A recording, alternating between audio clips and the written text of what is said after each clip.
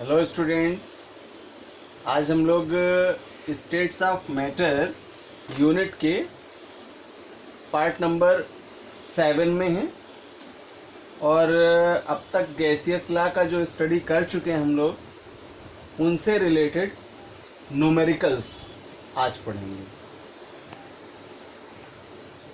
Now question, 0 degree Celsius temperature पर एक gas का वॉल्यूम यानी आयतन 546 ml है। उसी दाब पर गैस का आयतन किस ताप पर दोगुना हो जाएगा। मीन्स टेम्परेचर पूछ रहा है कि किस ताप पर दोगुना हो जाएगा। तो हम सबसे पहले तो कंडीशन इसकी डिनोट करें कि यहाँ कौन सा लॉ है जो फॉलो कर रहा है, और फिर हम कौन सा फार्मूला यूज़ करेंगे, क्या क्या वैल्यूज़ गिवन है, देन आगे हम सॉल्विंग करेंगे। तो पहला टर्म देखिए, ये है, कह रहा उसी दाब पर। तो अगर दाब वही रहेगा तो इसका मतलब है कि P कांस्टेंट होगा, प्रेशर कांस्टेंट होगा। तो हम लोगों ने जब लॉ पढ़े थे तो वहाँ गैसीय नियमों में चार्ल्स का नियम था, जिसमें पढ़ा कि स्थिर दाब पर किसी गैस पदार्थ की निश्चित मात्रा का आयतन उसके परम ताप के समानुपाती होता है। तो उस कंडीशन से हमें पता चला कि यहाँ पर चार्ल्स का फॉर्मूला यूज करेंगे। अब दूसरी बात, यहाँ टेम्परेचर दिया है आपको 0 डिग्री सेल्सियस, देन वॉल्यूम दिया है 546 ml। तो ये प्रारंभिक आयतन होगा जिसे लिखेंगे V1 से। V1 equals to 546 ml। और V2 के लिए कह रहा है कि किस ताप पर दोगुना हो जाएगा इसका आयतन, किस ताप पर दोगुना हो जाएगा, यानी वॉल्यूम 2 मल्टीपल हो जाएगा। तो जो V1 दिया है उसी का तो दोगुना करेंगे, तो इसलिए लिखेंगे यहाँ 546 और इनटू कर देंगे 2 और मल्टीप्लाई कराएंगे तो ये आ जाएगा 1092 ml, यानी V2 का वैल्यू आपका आ जाएगा 1092 ml। अब देखिए टेम्परेचर वैल्यू दी है T1 0 डिग्री सेल्सियस, तो इसे कन्वर्ट करेंगे हम केल्विन टेम्परेचर में। क्या करेंगे, डिग्री सेल्सियस को केल्विन में बदलने के लिए +273 करते हैं और केल्विन को डिग्री सेल्सियस में बदलने के लिए -273 करते हैं। तो यहाँ प्लस कर देंगे, 273 ऐड करेंगे तो फाइनली टेम्परेचर आपका मिलेगा 273 केल्विन। और कह रहा है किस ताप पर, यानी T2 आपसे फाइंड आउट करने के लिए कह रहा है। रूल पता चल ही गया, किस लॉ से करेंगे, तो according to Charles law formula use करेंगे V1 upon T1 equals to V2 upon T2। Value put up कर लें, V1 की वैल्यू है 546 अपॉन T1 है 273 इक्वल्स टू V2 है 1092 ml एंड T2 हमें फाइंड आउट करना है। तो अकॉर्डिंग टू कंडीशन T2 के लिए फार्मूला बन जाएगा V2 into T1 upon V1। Value put up करेंगे तो 1092 इंटू T1 है 273 अपॉन V1 का वैल्यू है 546। तो कैलकुलेट करेंगे 546 का 1092 में, तो 2 टाइम्स जाएगा और इसका मल्टीप्लाई करा देंगे 273 में, तो आपको आंसर मिलेगा 546। चूँकि ये टेम्परेचर है तो इसे T2 में लिखेंगे और ये केल्विन में होगा। तो T2 इक्वल्स टू 546 केल्विन आया। इसे कन्वर्ट करेंगे डिग्री सेल्सियस में, तो केल्विन टेम्परेचर को डिग्री सेल्सियस में कन्वर्ट करने के लिए -273 कर देते हैं। तो जब माइनस करेंगे तो आपको आंसर मिलेगा 273 डिग्री सेल्सियस। ये आपके लिए फाइनली T2 का आंसर होगा। Now next question, 760 mm pressure पर एक गुब्बारे में वॉल्यूम है 1250 ml में 1250 ml। 625 mm दाब पर इसका वॉल्यूम क्या था यदि टेम्परेचर को स्थिर रखा जाए या कांस्टेंट कर लिया जाए। तो लैंग्वेज बहुत समझने वाली है यहाँ। और सबसे पहले मैंने कहा था कि जब हम ये न्यूमेरिकल सॉल्व करेंगे गैसियस लॉ के, तो इनकी लैंग्वेज से ही क्लू हमें फाइंड आउट करना होगा ताकि हम आइडेंटिफाई कर पाएँ कि कौन सा लॉ यहाँ पर वर्क करेगा। तो यहाँ हमने देखा कि क्लू है यदि ताप स्थिर रखा जाए, इसको हाईलाइट करें। तो टेम्परेचर कांस्टेंट किया था बायल्स लॉ में। रूल था कि स्थिर ताप पर किसी गैस पदार्थ की निश्चित मात्रा का आयतन उसके दाब के व्युत्क्रमानुपाती होता है। तो अकॉर्डिंग टू दिस टर्म पता चला कि ये बायल्स लॉ को फॉलो करता है। अब हम वैल्यू फाइंड आउट करें, नोट करें कि क्या क्या दिया है हमने यहाँ। सबसे पहले प्रेशर लिख लेते हैं। प्रारंभिक दाब को P1 से, जिसका वैल्यू है 760 mm।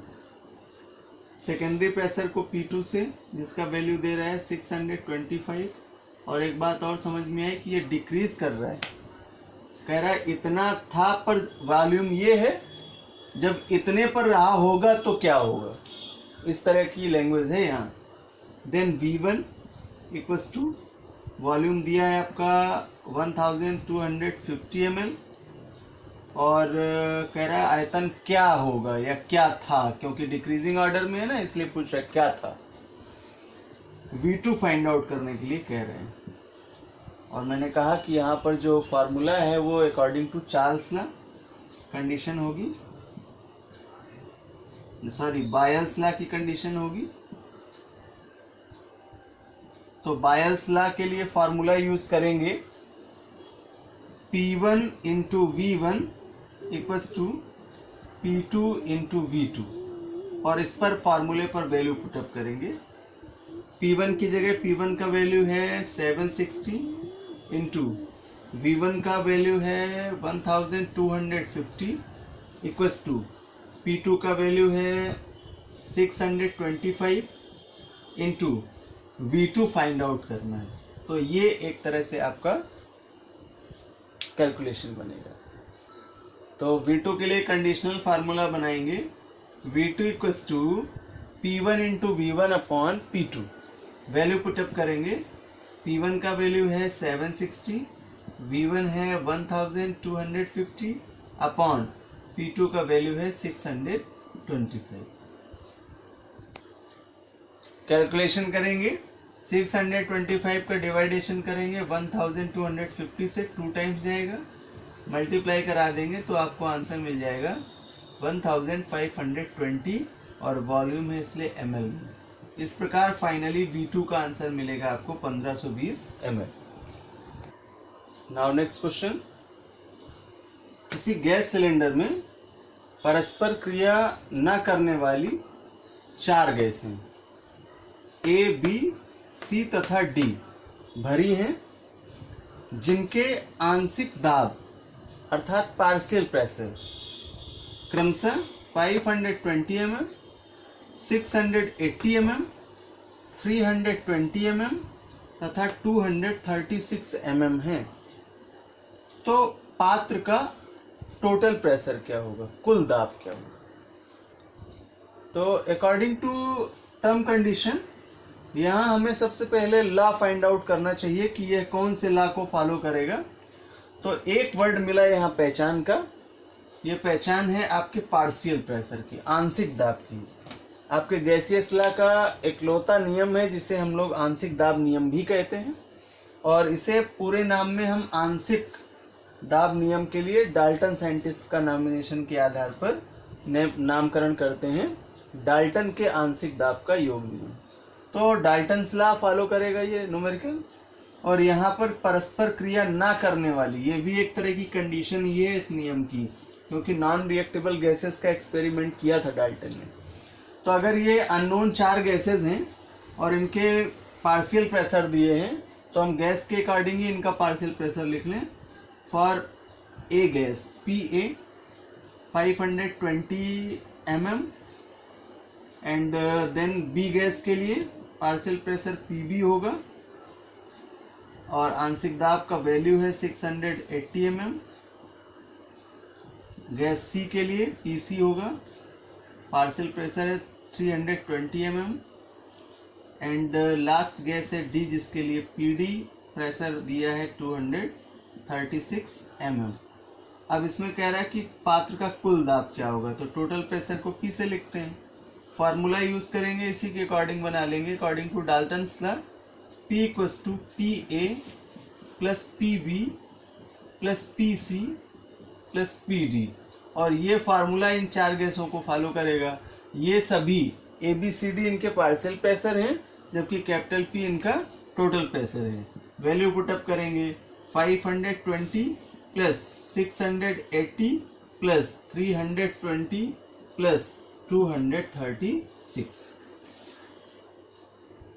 तो इस प्रकार फाइनल आपका टोटल प्रेशर आ जाएगा 1656 mm, अर्थात पात्र का कुल दाब 1756 mm होगा। Now next question, 15 degree Celsius पर एक गैस का आयतन 360 ml है। यदि प्रेशर कांस्टेंट किया जाए तो किस टेम्परेचर पर गैस का वॉल्यूम 320 ml हो जाएगा। तो सबसे पहले हम रूल फाइंड आउट करने के लिए कंडीशन को चेक कर लें कि कौन सी दशा पे ये एक्सपेरिमेंट है।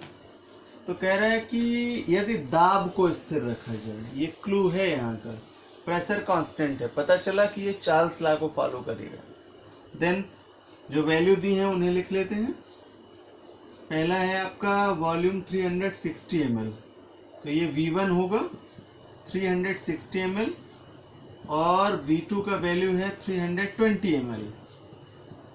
देन टेम्परेचर लिखा है T1, पहला 15 डिग्री सेल्सियस, इसे कन्वर्ट करेंगे केल्विन में तो 273 ऐड कर देंगे, और कह रहा किस ताप पर, अर्थात T2 का वैल्यू पूछ रहे हैं। तो यहाँ सबसे पहले T1 को कन्वर्ट कर लें केल्विन में, ऐड करेंगे तो आ जाएगा 288 kelvin.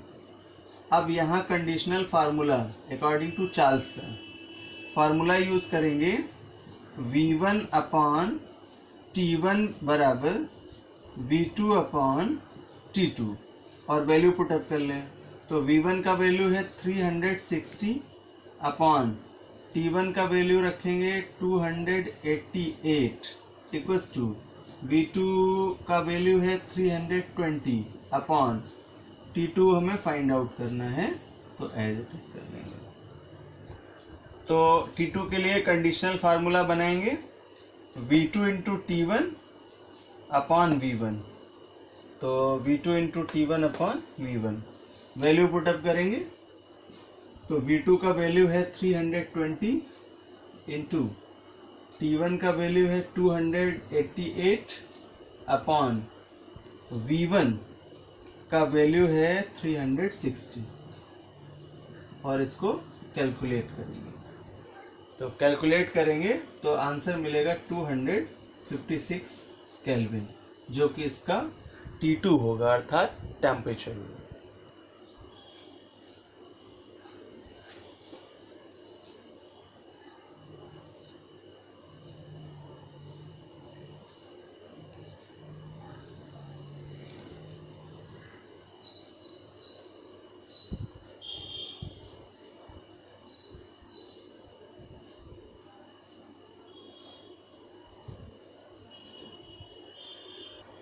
Now next question, 35 degree Celsius temperature तथा 102 बार प्रेशर पर 102 ml धारिता वाले पात्र में गैस की निश्चित मात्रा भरी है। यदि 35 डिग्री सेल्सियस पर ही गैस को 180 ml धारिता वाले फ्लास्क में ट्रांसफर किया जाए, यानी स्थानांतरित किया जाए, तो गैस का दाब क्या होगा। सबसे पहले कंडीशन और रूल को फाइंड आउट कर लें कि कौन सा गैसीय नियम यहाँ पर लगेगा। तो हम रिमार्क करते हैं, यहाँ पहला टेम्परेचर 35 डिग्री सेल्सियस दे रहा है और दूसरा कह रहा है पर ही, यानी 35 डिग्री सेल्सियस पर ही तो ये दोनों टेम्परेचर सेम हो गए, तो ताप में कोई बदलाव नहीं हुआ। टेम्परेचर जब नहीं चेंज होगा, ताप स्थिर रहेगा, तो ये दशा बायल्स लॉ को फॉलो करती है, क्योंकि बायल का नियम था कि स्थिर ताप पर।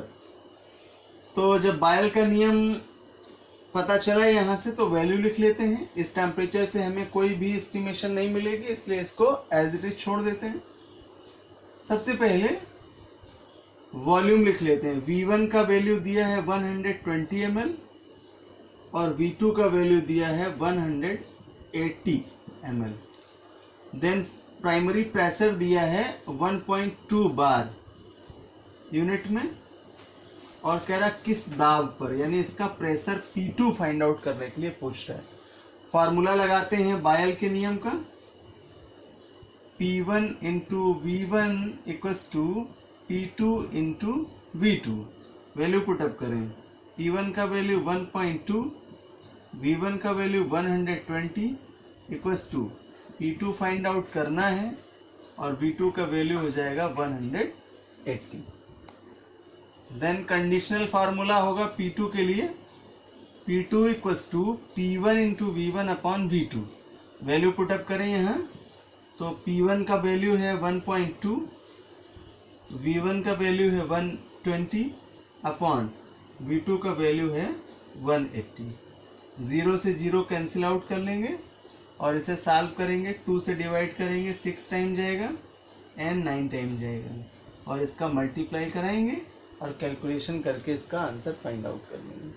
तो फाइनली आंसर मिलेगा इसका 0.8, और यूनिट रिप्रेजेंट करेंगे बार। प्रेशर है ये, P2 से रिमार्क करेंगे, और इस प्रकार फाइनल आंसर आपको P2 इक्वल्स टू 0.8 बार मिलेगा।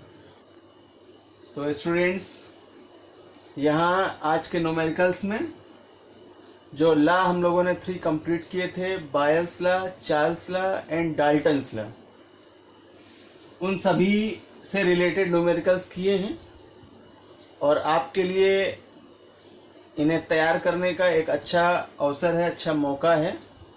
आप सबसे पहले इन नियमों को कंप्लीट करिए, इनकी प्रैक्टिस कीजिए, इनके मेन जो व्यूज़ हैं उनको लिखिए अपनी कॉपी में, और साथ ही साथ इनके जो डेरिवेशनल फार्मूले कराए थे हमने, आई होप पार्ट नंबर 6 में, पार्ट नंबर 5 में एंड पार्ट नंबर 4 में, तो ये वीडियोज आप फिर से देख लीजिए, वीडियो नंबर 4, 5 एंड 6। तो ये सबसे पहले लॉ और डेरिवेशन इनके कंप्लीट हो जाएंगे, और वहाँ से आप जब फार्मूले लर्न कर लेंगे, कंडीशन समझ लेंगे, तो आपको ये सॉल्व करना इजी हो जाएगा।